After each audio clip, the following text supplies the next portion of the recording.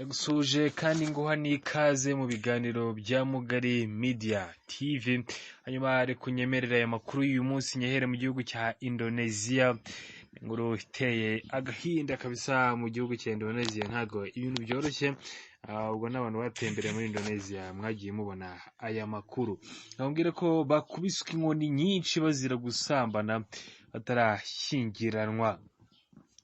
Abakundana bane bakubiswe inkoni nyinshi nyuma yo gukekwaho gukora imibonano mpuzabitsina batarakora ubukwe, aho barenze ku mategeko akomeye yerekeye imibonano mpuzabitsina mu karere ka bahezanguni bo mu idini rya Islamu muri gihugu cya Indonesia. Intara ya Aceh nicyo gice cyonyine gikurikiza amategeko ya Sharia mu gihugu gituwe cyane n'abayisilamu ku isi cya Indonesia, kandi niko gace konyine gakubita abantu biboko bananiwe kubahiriza amategeko ya Sharia. Hagiye hanze amashusho ateye ubwoba yerekana ibihano by'ubugome byo gukubita inkoni zigera kuri 20 abishe amategeko ya Sharia, bikozwe n'abapolisi bayarinda bazwi ku izina rya Wilayatuh Bizba. Abagore bagaragaye bapfukamye imitwe yubitse mu gihe abagabo bari bahagaze mu gihe cyo gukubitwa ibi biboko. Nyuma y'ibi biboko amashusho yerekana ibikomere by'umugabo umwe amaze gukubitwa inkoni nyinshi. Abayobozi bagenzura umugongo we uri kuva amaraso kandi afite n'ibisebe byinshi. Aba babanje gusuzumwa n'abaganga mbere yo gukubitwa. Abaganga bagenzura umuvuduko w'amaraso w'aba bagabo. Amategeko akomeye yazanwe na guverinoma ya Aceh umwaka ushize agamije kugabanya icyaha binyuze mu gutandukanya abadahuje igitsina.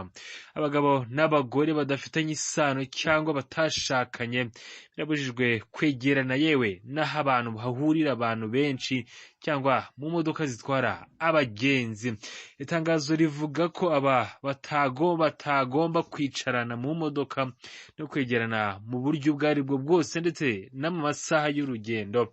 Abapolisi ba Sharia baba bazengurukana bareba abica itegeko bakaba bahanwa bikomeye. Aho ni mu gihugu cya Indonesia, urumva ko ni ibintu bitoroshye. Hanyuma reka nigire mu gihugu cy'Ubutaliyani. Mu gihugu cy'Ubutaliyani nta kindi kiri kuvuga uretse inama ya G7 itegerejwe kuzaba mu minsi iri imbere.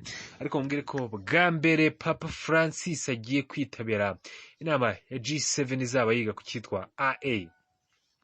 Minisitiri w'intebe w'Ubutaliyani akaba ari umuyobozi mukuru mu gihugu cy'Ubutaliyani yitwa Giorgio Meloni yatangaje ko Papa Francis bwa mbere mu mateka azitabira inama y'abakuru b'ibihugu biteye imbere bihuriye mu cyitwa G7 izaganirwaho imbogamizi ziterwa n'ikoranabuhanga ry'ubwenge bukorano AI. Mu bihe bishize Papa yatanze impuruza ku kaga gashobora guterwa n'iri koranabuhanga, anahamagarira amahanga kugena amategeko mpuzamahanga rigenga hagamijwe inyungu rusange. Inama ya G7 izabera mu majyepfo y'Ubutaliyani mu gace ka Puglia kuva kuri uyu wa 13 kugeza ku itariki ya 15 Kamena 2024. Izahuza abayobozi b'ibihugu bya Amerika, Ubudage, Ubwongereza, Ubufaransa, Ubutaliyani, Canada ndetse n'Ubuyapani. Minisitiri w'intebe Meloni yagize ati ni ubwa mbere mu mateka Papa azaba yinjiye mu bikorwa bya G7. Ndizera neza ko uruhare rwo ruzatanga umusanzu mu kugena imirongo migari ku mikoreshereze y'iri koranabuhanga. Muri iki cyumweru Ubutaliyani bunayoboye G7 bwemeje umushinga w'itegeko rigamije gushyiraho amategeko ngenderwaho agenga imikoreshereze ya AI, ishoramari ryihariye muri urwo rwego no gushyiraho ibihano ku byaha bifitanye isano na AI. Nguko urumva ko ibintu bitoroshye. Hanyuma ngiye reka ngushimira wakoze kubana natwe muri aya makuru ya Mugari Media TV. Araza kubakomeza. Ngewe nitwa Patrick.